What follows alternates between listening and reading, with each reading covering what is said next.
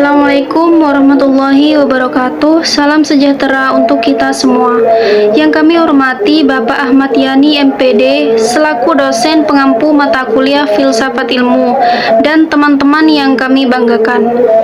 Perkenalkan, kami dari kelompok 7 yang terdiri dari saya Siti Ruqayyah, ada Imatul Novitasari, Mahfud Hadi, dan Harisul Hanan.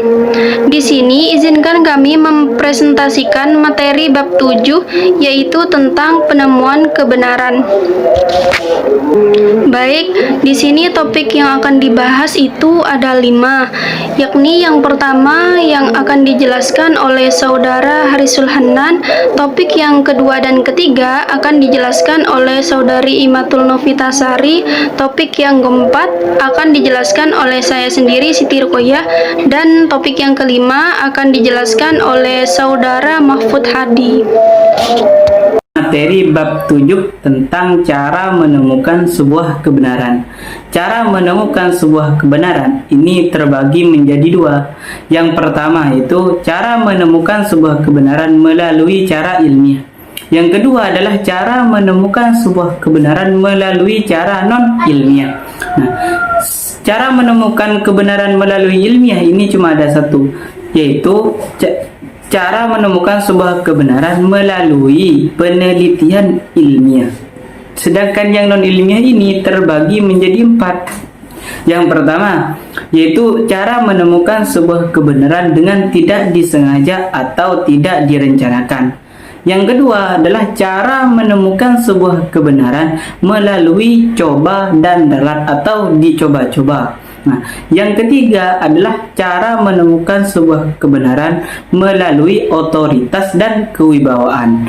Yang keempat atau yang terakhir adalah cara menemukan sebuah kebenaran melalui berpikir kreatif dan rasional. Saya akan menjelaskan tentang cara menemukan sebuah kebenaran melalui penelitian ilmiah atau yang tadi saya katakan penemuan secara ilmiah. Nah, caranya itu Anda itu harus melakukan penelitian terlebih dahulu. Yang artinya ketika ada sebuah kebenaran tapi Anda itu tidak melakukan penelitian terlebih dahulu, itu tidak bisa dikatakan penelitian atau kebenaran yang secara ilmiah. Nah, harusnya bagaimana? Baiknya Anda itu melakukan terlebih dahulu penelitian tentang manusia ataupun tentang makhluk yang lain, baru itu dicarilah kebenaran. Nah, setelah itu barulah bisa dikatakan kebenaran yang Anda dapat itu bisa dikatakan kebenaran ilmiah. Seperti itu. Nah, sekarang saya akan menjelaskan tentang cara menemukan sebuah kebenaran yang non-ilmiah. Nah, yang pertama tadi saya menyebutkan bahwasanya cara menemukan sebuah kebenaran dengan tidak disengaja. Nah, seperti apa? Ketidakdisengajaan itulah yang dikatakan kunci dari sebuah kebenaran yang ditemukan. Contohnya, ketika seseorang itu tidak melakukan sesuatu atau melakukan hal tapi seperti biasanya atau tidak mencari sebuah kebenaran. Nah, di saat itulah kebetulan Anda itu menemukan sebuah kebenaran. Nah, seperti itu. Yang kedua adalah metode menemukan kebenaran melalui coba dan ralat. Nah, melalui coba dan ralat ini, metodenya itu memang ada sebuah pekerjaan atau sebuah kegiatan yang dilakukan oleh seseorang yang mencarinya. Akan tetapi, berhasil atau tidaknya sebuah kebenaran yang dicari itu tidak menentu atau tidak dihiraukan, seperti itu. Nah, atau dengan kata lain itu, meskipun menemukannya ya nggak apa-apa, tidak menemukannya itu nggak apa-apa juga, seperti itu. Dan juga kegiatan seperti itu atau metode seperti ini tidak bisa dikatakan ilmiah. Seperti itu. Yang ketiga, cara menemukan sebuah kebenaran melalui otoritas dan kewibawaan. Nah, ini sangat gampang, terutama dalam agama Islam. Nah, salah satu contohnya, cara menemukan sebuah kebenaran melalui otoritas dan kewibawaan ini adalah pada zaman Nabi Muhammad. Pada zaman Nabi Muhammad itu perkataan Nabi, kelakuan Nabi yang disetujui oleh Nabi itu dikatakan kebenaran yang mutlak, terutama dalam agama Islam. Kenapa? Nabi Muhammad itu memiliki kewibawaan dan otoritas yang sangat tinggi. Seperti itu. Nah, yang terakhir atau yang nomor 4 itu cara menemukan sebuah kebenaran melalui berpikir kreatif dan rasional. Nah, berpikir kreatif dan rasional ini sering terjadi terhadap kita. Nah, salah satu contohnya kebenaran yang ditemukan. Nah, misalnya Anda itu memiliki suatu permasalahan yang sangat sulit untuk diselesaikan. Nah, otomatis Anda itu memiliki dua opsi. Opsi pertama untuk ini, opsi kedua untuk ini. Nah, otomatis juga sampean itu atau Anda itu mengambil salah satu opsi tersebut meskipun opsi dua-duanya itu tidak menyelesaikan masalah Anda. Nah, seperti itu yang dikatakan berpikir kreatif dan rasional. Definisi kebenaran. Apa kebenaran itu? Kebenaran merupakan tema sentral di dalam ilmu filsafat. Secara umum, orang merasa bahwa tujuan pengetahuan adalah untuk mencapai kebenaran. Problematik mengenai kebenaran seperti halnya problematik tentang pengetahuan yang merupakan masalah-masalah yang mengacu pada tumbuh dan berkembangnya dalam filsafat ilmu. Dalam Kamus Umum Bahasa Indonesia yang ditulis oleh Purwadarminta ditemukan arti kebenaran yakni yang pertama, keadaan yang benar atau cocok dengan hal atau keadaan yang sesungguhnya. Misalnya, kebenaran berita ini masih saya saksikan. Kita harus berani membela kebenaran dan keadilan. Yang kedua, sesuatu yang benar atau sesungguh-sungguhnya ada, betul-betul demikian halnya, dan sebagainya. Misalnya, kebenaran-kebenaran yang diajarkan oleh agama. Dan yang ketiga, kejujuran atau kelurusan hati. Misalnya, tidak ada seorang pun sangsi akan kebaikan dan kebenaran hati. Yang keempat, selalu izin atau perkenanan. Misalnya dengan kebenaran yang dipertuan. Dan yang terakhir, jalan kebetulan. Misalnya, penjahat itu dapat dipekuk dengan secara kebenaran saja. Jenis-jenis kebenaran. Menurut A.M.W. Pranarka pada tahun 1987, kebenaran dibagi menjadi 3 jenis kebenaran. Yang pertama, kebenaran epistemologikal. Yang kedua, kebenaran ontologikal. Dan yang ketiga, kebenaran semantikal. Apa kebenaran epistemologikal? Kebenaran epistemologikal adalah pengertian kebenaran dalam hubungannya dengan pengetahuan manusia. Kebenaran ontologikal adalah kebenaran sebagai sifat dasar yang melekat pada sesuatu yang ada ataupun diadakan.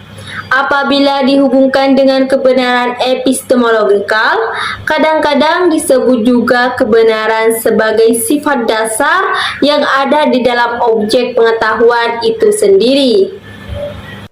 Sedangkan kebenaran semantikal adalah kebenaran yang terdapat serta melekat di dalam tutur kata dan bahasa. Kebenaran semantikal ini disebut juga kebenaran moral atau veritas moralis, karena apakah tutur dan bahasa itu mengkhianati atau tidak terhadap kebenaran epistemologikal ataupun kebenaran ontologikal, tergantung kepada manusianya yang mempunyai kemerdekaan untuk menggunakan tutur kata ataupun bahasa itu. apabila kebenaran epistemologikal terletak di dalam adanya kemanunggalan yang sesuai serasi terpadu antara apa yang dinyatakan oleh proses kognitif intelektual manusia dengan apa yang sesungguhnya ada di dalam objek yang disebut ethereal ray. Di dalam ethereal ray tersebut memang terkandung suatu sifat inteligibilitas dapat diketahui kebenarnya. Selanjutnya yang D, sifat kebenaran. Sifat kebenaran merujuk pada karakteristik atau kualitas yang menentukan apakah suatu pernyataan atau informasi dapat dianggap benar. Sifat-sifat kebenaran ini melibatkan kriteria seperti kejelasan, ketepatan, dan kesesuaian dengan fakta atau realitas yang dapat diverifikasi. Menurut Abbas Hamami Mintareja pada tahun 1983, kata kebenaran dapat digunakan sebagai kata benda yang konkret maupun abstrak. Dalam konteks sifat kebenaran, konkret merujuk pada fakta atau keadaan yang dapat diukur atau diamati secara langsung, sementara abstrak mengacu pada konsep atau ide yang mungkin tidak dapat diukur atau diamati secara langsung. Contohnya pernyataan seperti air mendidih pada suhu 100 derajat Celcius adalah konkret karena dapat diuji dan diamati. Sementara pernyataan seperti keadilan adalah nilai yang penting bersifat abstrak karena keadilan adalah konsep yang sulit diukur secara langsung. Kebenaran juga tidak dapat terlepas dari kualitas, sifat, hubungan, dan nilai itu sendiri. Maka, dengan adanya berbagai kategori tersebut, tidaklah berlebihan jika pada saatnya setiap subjek yang memiliki pengetahuan akan memiliki persepsi dan pengertian yang amat berbeda satu dengan yang lainnya. Berbagai kebenaran dalam tim dosen filsafat ilmu, filsafat UGM Yogyakarta pada tahun 1996 dibedakan menjadi 3 hal, yakni sebagai berikut. Yang pertama, kebenaran berkaitan dengan kualitas pengetahuan. Artinya, setiap pengetahuan yang dimiliki oleh seseorang yang mengetahui suatu subjek dilihat dari jenis pengetahuan yang dibangun. Maksudnya, apakah pengetahuan itu berupa A. Pengetahuan biasa, B. Pengetahuan ilmiah, C. Pengetahuan filsafat, dan D. Kebenaran pengetahuan yang terkandung dalam pengetahuan agama. Yang A. Pengetahuan biasa. Pengetahuan seperti ini memiliki inti kebenaran yang sifatnya subjektif, artinya amat terikat pada subjek yang mengenal. Dengan demikian, pengetahuan tahap pertama ini memiliki sifat selalu benar. Yang B.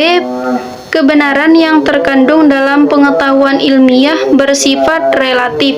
Maksudnya, kandungan kebenaran dari jenis pengetahuan ilmiah selalu mendapatkan revisi, yaitu selalu diperkaya oleh hasil penemuan yang paling mutakhir.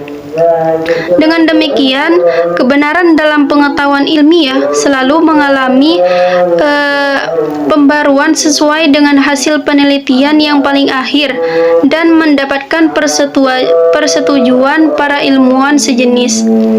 Yang C.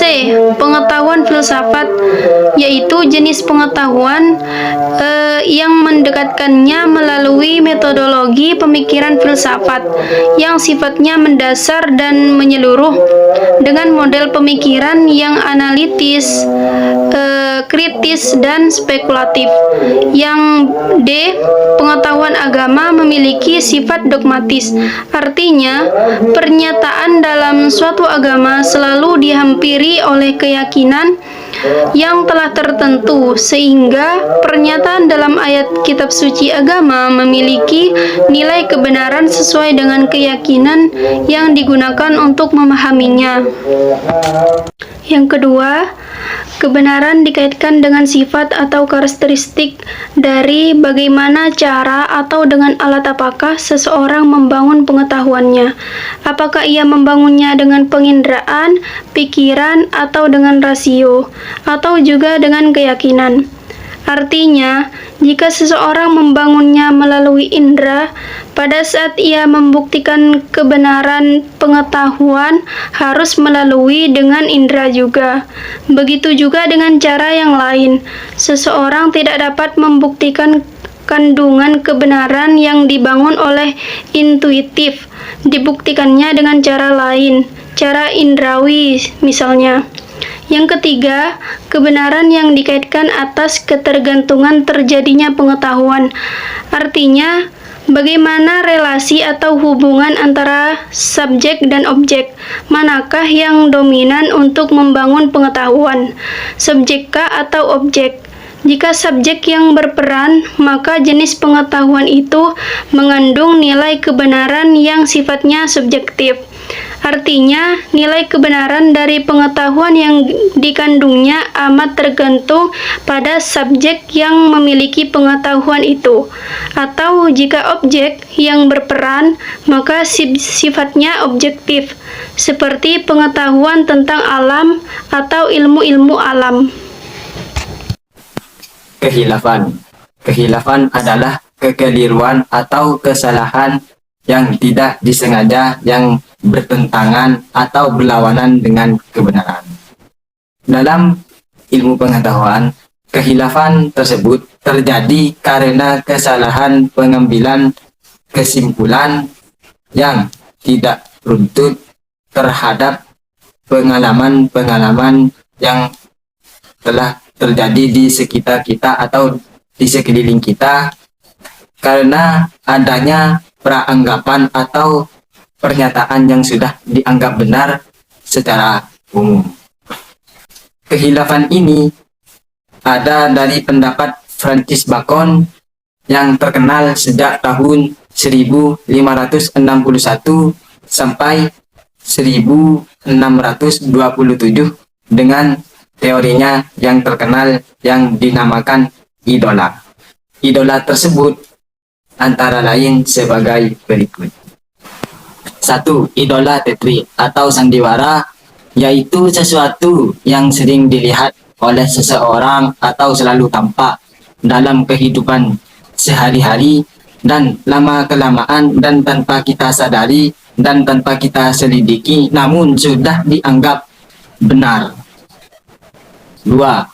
Idola fori atau pasar, yaitu keadaan dalam pikiran seseorang yang menyebabkan pikirannya tidak berfungsi dengan baik karena orang tersebut hanya melihat sesuatu dari segi bentuk atau luarnya saja. 3. Idola spesius atau gua, yaitu suatu idola yang diakibatkan oleh individualitas manusia seolah-olah berada di dalam tempat yang gelap gulita seperti di dalam goa. Hal ini terjadi karena tidak didukung oleh lingkungan, pendidikan, dan karakter yang baik. Sehingga orang ini selalu terkungkung dan merenung dengan keterbatasan dirinya yang menyebabkan dirinya tidak memahami segala sesuatu dengan baik. 4. Idola tribus, yaitu idola yang diakibatkan oleh kodrat manusiawi sehingga orang yang terkena idola ini tidak dapat memahami apa yang dihadapinya, meskipun itu dalam masalah dia tidak tahu. Cukup sekian pemaparan materi dari kelompok kami, kurang lebihnya mohon maaf. Wassalamualaikum warahmatullahi wabarakatuh.